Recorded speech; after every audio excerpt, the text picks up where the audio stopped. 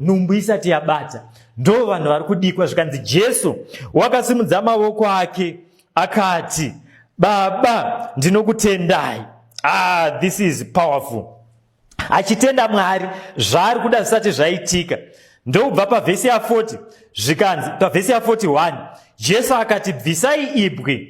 Jesu akati vabvise ibwe. Inzwai vana vaMwari, pane mamwe maproblems nemamwe maissues muupenyu hwedu atinofanira kuti tigadzirise kana kuti tiite rupande rwedu Mwari vasati vapindira. There are things that are for divine intervention and there are things that are for human input.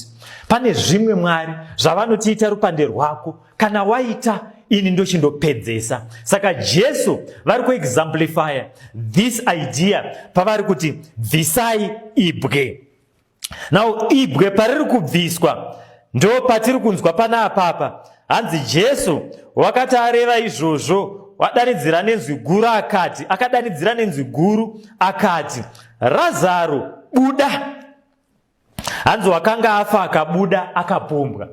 Inzwai vana vaMwari, kare zvavaita munhu aiti kana akundovigwa, paanondovigwa vaipomba muviri wake nemachira machena. Vapomba muviri wose, vanosunga makumbo aya nemaoko vopomba, vakasunga nemachira machena, vobva vaisa murupasa voisa mukati meibwe kana kuti mubako, vovhara nehwendefa pamusoro. Saka kunonzi Jesu pavari kudanidzira ndobva vati, Razaro, buda. Kunonzi mweya waMwari wakanga wazara mukati menzvimbo iyoyo zvekuti Jesu had to be specific kuti ati Razaro, buda, nekuti dai Jesu vakaita mistake yekuti wakafa buda, kunonzi vakafa vese vakanga vari mumakuva munzvimbo iyoyo vangadai vakamuka vakatubvunura makuva vakabuda, nokuti Jesu izwi rake rinosignify kumuka kwevanhu. Saka kunonzi Jesu had to be specific. Ndobva ataura zvikanzi Razaro, buda. Wakanga akafa ndobva abuda akapombwa nemachira.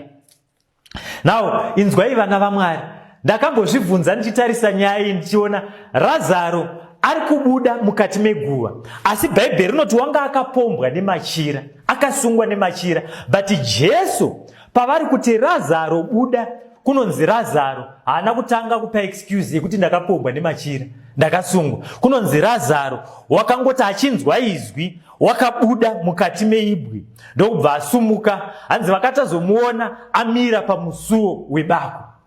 Inzwai vana vaMwari, kana chitunha chichikwanisa kunzwa izwi raMwari chiri mubako, ari muguva, kwesu vapenyu tinotadza nei kunzwa shoko raMwari?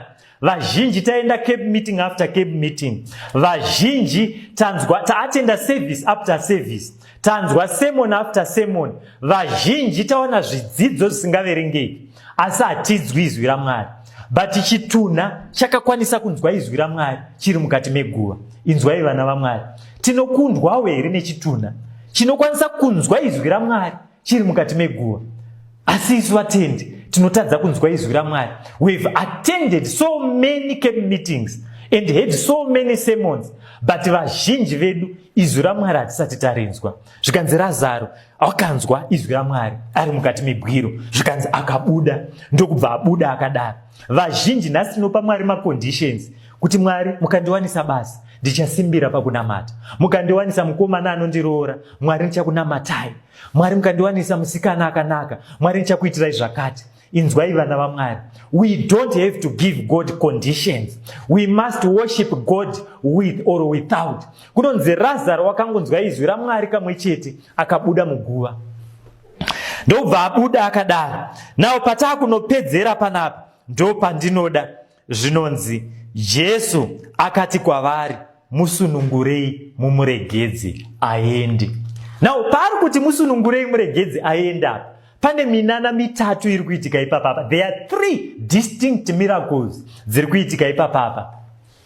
Chekutanga, Razaro wakafa asina chainacho. Razaro waichengetwawo nehama, waichengetwa nasisi vake achigara naMaria naMartha. Saka wanga asina musha. Chechipiri ndokubva arwara. chechitatu ndokubva afa. Saka paari pane zvinhu zvitatu zviri negative zvakaitika paari. Chekutanga wanga ari rombe asina chaainacho. Chechipiri ndokubva arwara. Chechitatu ndokubva afa. Nawo pari kunzi naJesu musunungurei mumuregedze aende. Pane 3 miracles dziri kuitika ipapapa. Now, there is a complete reversal of that negative situation. Dzichiitwa undo those 3 negatives. Now, chekutanga, Razaro pari kumuka, haasi kudzokera pambedha panhoo. Ari kumuka amutano, haasisina urwere. Saka ari kudzoserwa utano. Chechipiri ndokubva Jesu vati ngaamuke, kuri kureva kuti ari kudzoserwa upenyu. Chechitatu ndokubva zvanzi musunungurei mumuregedze aende, kureva kuti ngaachienda kwake haachafaniri kuramba achichengetwa nehanzvadzi, akufanira kunotangawo musha wake. Saka Razaro ari kuwana 3 blessings, 3 in 1. Chekutanga ari kumuka amutano, haasi kumuka achiri murwereba. Chechipiri ari kuwana upenyu patsva. Chechitatu ari kunotanga upenyu hwake patsva, achitanga musha wake. Inzwai vana vaMwari, kana Mwari akuda kukuropafadza, he can do miracles and can do amazing things that you cannot believe. Razaro akatanga upenyu hutsva. Vakanga vakatarisa vakashamisika kuti ndiye here Razaro wakanga afa ari muguva for 4 days. Inzwai vana vaMwari, kana tikavimba naMwari anogona kutirovesa tapinda. Tichipinda mumakomborero vanhu pavanenge vasingatarisiri, tinogona kupinda muupfumi, tinogona kupinda mumapeaceful marriages, tinogona kupinda mukati memabasa akatiringana mukati meupenyu, tinogona kupinda mukati memamarriages anofadza ane rudo. Ndokunge koga tadana zita rinonzi Jesu Kristu. Inzwai vana vaMwari, Satani haafari kuti tirarame upenyu hwakanaka. Anoda kutishungurudza kuti tigopinda mukutadzira Mwari. Asi Mwari varipo kutiropafadza. Zvinogoneka kuti muupenyu hwako unogona kunge wanga uri kutambudzika, upenyu hwakaoma, watofa, marriage yatofa, semafiro angaita Razaro ayo, marriage yafa, hapasisina tariro. Mwari variko vanogona kuuya at the right time, vanogona kuuya vakaunza tariro.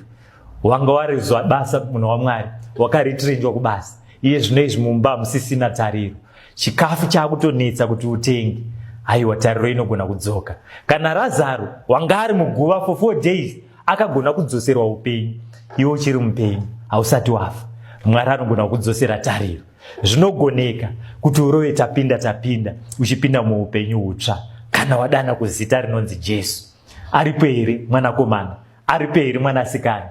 Aripo here mai pakati pedu anga asisina tariro, ari kuti upenyu hwangu hwanga hwaipa, zvinhu zvese zvanga zvapinda mudondo? Asi ndakutiwo nhasi Mwari, kuburidza nemharidzo yanhasi, Mwari ndinzweyo kuchema kwangu.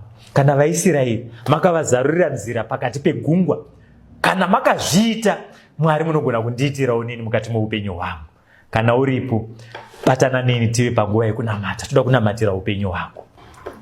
Ngatinamatei.